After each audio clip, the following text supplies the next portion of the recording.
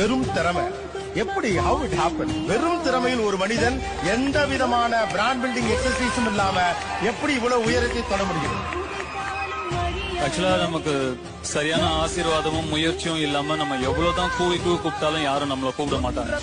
நம்ம வேலையை நம்ம ஒழுங்கா பார்த்துட்டு செஞ்சுட்டு முயற்சி பண்ணோம்னா தானா வரும், நிச்சயமா வரும். அச்சங்கள் உனை கண்டு அச்சப்பட உச்சத்தை தொடவே